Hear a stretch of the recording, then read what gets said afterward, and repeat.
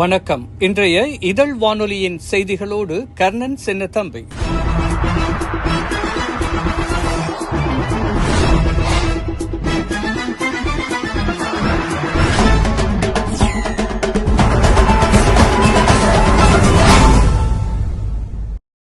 அனுராதபுர சிறுமி பௌத்த துறவியால் பாலியல் வன்கொடுமைக்கு உள்ளாக்கப்பட்ட நிலையில் மதத்தின் பெயரால் குற்றவாளி தண்டனையிலிருந்து தப்பிக்கக்கூடாது என வடக்கு கிழக்கு பெண்கள் கூட்டமைப்பின் முன்னாள் ஒருங்கிணைப்பாளர் வாசுகி வல்லிபுரம் கோரிக்கை முன்வைத்தார். இன்று புதன்கிழமை அனுராதபுரத்தில் பௌத்த துறவி ஒருவரால் சிறுமி பாலியல் துஷ்பிரயோகத்துக்கு உட்படுத்தப்பட்ட சம்பவத்திற்கு நீதி கோரி யாழ்ப்பாணம் நல்லூர் ஆலயத்தின் பின்புறத்தில் வடக்கு கிழக்கு பெண்கள் கூட்டமைப்பினால் ஏற்பாடு செய்யப்பட்ட போராட்டத்தில் கலந்து கொண்டு ஊடகங்களுக்கு கருத்து தெரிவிக்கும் போதே அவர் மேற்கண்டவாறு தெரிவித்தார். இலங்கை அரசியலமைப்பு சட்டத்தில் பாலியல் துஷ்பிரயோகத்தில் ஈடுபட்டவருக்கு எவ்வாறான தண்டனைகள் வழங்கப்பட வேண்டும் என சட்டம் இறுக்கமான நடைமுறைகளை கொண்டுள்ளது. ஆனால் அனுராதபுரத்தில் சிறுமியொருவரை பாலியல் துஷ்பிரயோகத்துக்கு உள்ளாக்கிய பௌத்த துறவி பிணையில் விடுவிக்கப்பட்டமை இலங்கை அரசியலமைப்புக்கு விடுக்கப்பட்ட சவாலாக பார்க்கின்றோம். சட்டம் அனைவருக்கும் சமமானது. மதத்தின் பெயரால் சட்டத்தை மலினப்படுத்துவதற்கோ அல்லது திசை திருப்புவதற்கோ யாரும் முயற்சிக்க கூடாது. தெற்கை பொறுத்தவரையில் இந்த சிறுமியின் விவகாரத்தை திசை திருப்பவும் பௌத்த துறவி சம்பந்தப்பட்டதால் பெரும்பான்மை இனத்தை சேர்ந்த சமூக மட்ட அமைப்புகள் குரல் கொடுக்க முன்வராமை கவலை அளிக்கிறது.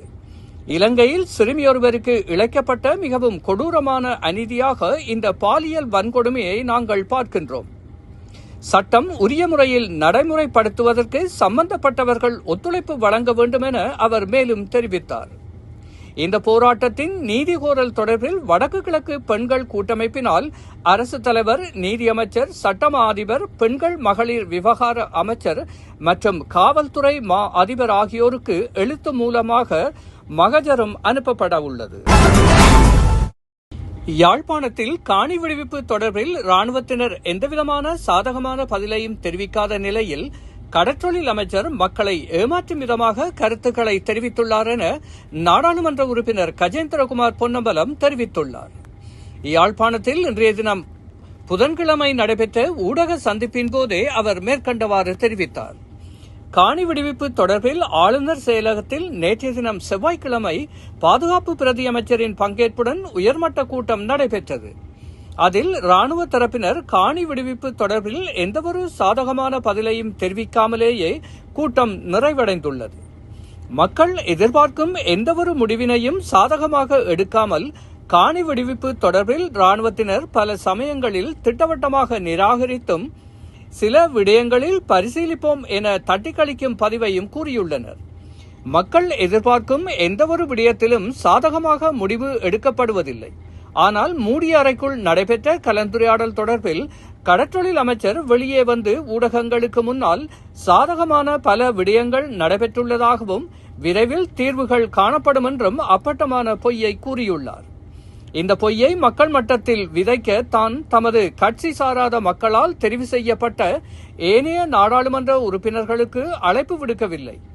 அதேபோல வலி வடக்கு பகுதி தொடர்பில் வலிவடக்கு பிரதேச சபையினரை அமைத்திருக்க வேண்டும், அவர்களையும் அழைக்கவில்லை. மக்களால் தெரிவு செய்யப்பட்ட பிரதிநிதிகளை அழைக்காது மூடிய அறைக்குள் மக்கள் பக்கம் இருந்து பேசக்கூடிய விடயங்களை பேசாது வெளியே வந்து மக்கள் மத்தியில் நம்பிக்கையை விதைக்கும் வகையில் பொய்யை சொன்னது கண்டிக்கப்படக்கூடிய விடயம் என மேலும் தெரிவித்தார். பலாலி வீதியை மேலும் 1 மணி நேரம் திறந்து விடுவதற்கு இராணுவத்தினர் அனுமதி வழங்கியுள்ளனர். பலாலி வீதியில் சுமார் 2.5 கிலோமீட்டர் நீளமான வீதி உயர் பாதுகாப்பு வலயத்தின் ஊடாக செல்கின்றது.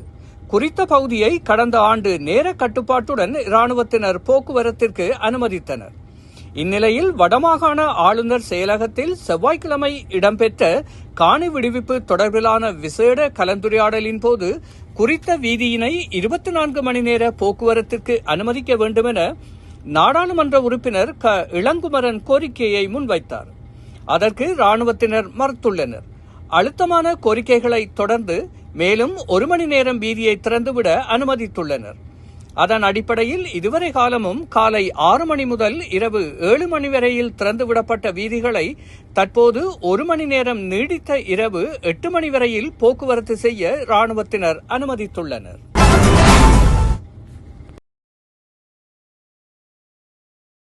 பிரதமர் கருணி அமரசூரியவின் பெயர், புகைப்படங்கள் மற்றும் காணொளிகள் ஆகியவற்றையும் பல்வேறு ஊடக நிறுவனங்களினதும் செய்தி இணையதளங்களினதும் உத்தியோகபூர்வ இலச்சினைகளையும் போலியாக பயன்படுத்தி உருவாக்கப்பட்ட போலியான செய்திகள் சமூக ஊடகங்களில் பகிரப்பட்டு வருவது தெரியவந்துள்ளது. பிரதமர் கருத்து தெரிவிப்பது போன்று சித்தரிக்கப்பட்ட போலியான காணொளிகள் மற்றும் பிரதமரின் புகைப்படத்தை உள்ளடக்கி உருவாக்கப்பட்ட போலி பதிவுகள் சிலரால் சமூக ஊடகங்களில் பதிவேற்றப்பட்டிருக்கின்றன. இதன் மூலம் பல்வேறு தொழில் முயற்சிகள், வேலைவாய்ப்புகள் மற்றும் நாட்டின் பொருளாதாரம் மற்றும் வரி கொள்கைகள் ஆகியன குறித்த போலியான செய்திகள் உருவாக்கப்பட்டுள்ளன. செயற்கை நுண்ணறிவு மற்றும் நவீன தொழில்நுட்பத்தினை பயன்படுத்தி இத்தகைய போலியான செய்திகள் உருவாக்கப்பட்டிருப்பதால் இத்தகைய செய்திகளை கண்டு ஏமாற வேண்டாம் எனவும் இதுகுறித்து விழிப்புடன் இருக்குமாறும் அனைத்து மக்களையும் பிரதமரின் ஊடக பிரிவு என்ற வலையில் நாம் கேட்டுக்கொள்கின்றோம். அரசாங்கத்திற்கும் பிரதமரின் தனிப்பட்ட வாழ்க்கைக்கும் பாதிப்பு ஏற்படும் வகையில் இத்தகைய போலியான செய்திகளை உருவாக்குவதும் அவற்றை சமூக ஊடகங்கள் ஊடாக பரப்புவதும் சட்டத்தின்படி தண்டனைக்குரிய குற்றமாகும். பிரான்சின் வடமேற்கு பகுதியில் அமைந்துள்ள ட்ரெனஸ் நகரில் கடந்த ஞாயிற்றுக்கிழமை 11 வயது சிறுவன் ஒருவன் கொடூரமான முறையில் கொலை செய்யப்பட்ட சம்பவம் அதிர்ச்சியை ஏற்படுத்தியுள்ளது. விலையின் ஆற்றங்கரையில் கண்டெடுக்கப்பட்ட அச்சிறுவனின் கழுத்தில் ஈரமான குளியல் துண்டு மிக இறுக்கமாக கட்டப்பட்டிருந்ததாக அந்நாட்டு அரசு வழக்கறிஞர்கள் தெரிவித்துள்ளனர். அப்பகுதியில் மீன்பிடித்துக் கொண்டிருந்த ஒருவர் சிறுவனின் அலறல் சத்தத்தை கேட்டு உடனடியாக காவல்துறையினருக்கு தகவல் கொடுத்துள்ளார். சம்பவ இடத்திற்கு விரைந்து வந்த மீட்புக் குழுவினர் மற்றும் காவல்துறையினர் சிறுவனின் உடலை மீட்டனர். இக்கொலை சம்பவம் தொடர்பாக தீவிர விசாரணை நடத்திய பிரெஞ்சு காவல்துறையினர் திங்கட்கிழமையன்று 16 வயது சிறுவன் ஒருவனை அவனது வீட்டிலேயே வைத்து அதிரடியாக கைது செய்தனர். இதற்கிடையில் இந்த கொலையுடன் தொடர்புடைய 15 வயது சிறுமியொருத்தி தானாகவே முன்வந்து காவல் நிலையத்தில் சரணடைந்தாள்.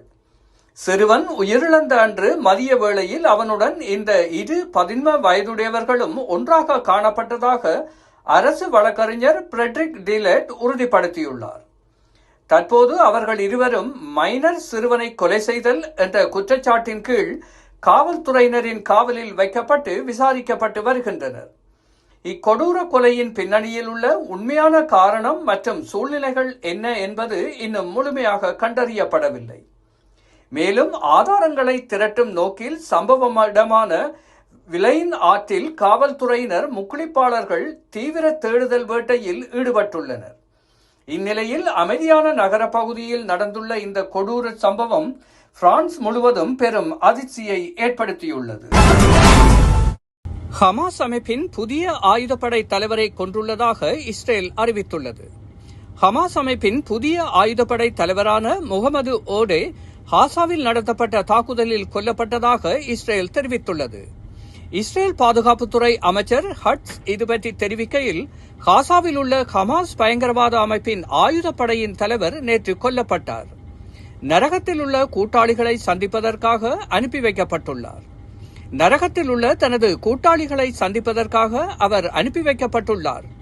பிரதமர் மற்றும் என்னுடைய சார்பாக இந்த அற்பமான செயல்பாட்டிற்காக இஸ்ரேல் ராணுவம் மற்றும் பாதுகாப்பு படைக்கு பாராட்டுகளை தெரிவிக்கின்றோம். அக்டோபர் மாதம் 7 தாக்குதலுக்கு காரணமான அனைவரையும் அழிப்போம் என உறுதியெடுத்தோம். அதனை நாங்கள் செய்து முடிப்போம். அவர்கள் அனைவருக்கும் மரணம் உறுதி என தெரிவித்தார். ஹமாஸ் மீது நேற்று தாக்குதல் நடத்தவிருப்பதை அறிவித்த பின்னர் ஹட்ஸ் மற்றும் பிரதமர் பெஞ்சமின் நெதன்யாகு வெளியிட்ட கூட்டறிக்கையில், அக்டோபர் 7 தாக்குதலின் போது ஓடே ஹமாஸ் உளவுத்துறையின் தலைவராக பணியாற்றினார். இஸ்ரேலில் பொதுமக்கள், ராணுவ வீரர்கள் என பலர் உயிரிழந்ததற்கு அவரே காரணமாக இருந்தார் என தெரிவித்தார். இத்துடன் இன்றைய இதழ் வானொலியின் செய்திகள் நிறைவு பெறுகின்றன. நன்றி, வணக்கம்.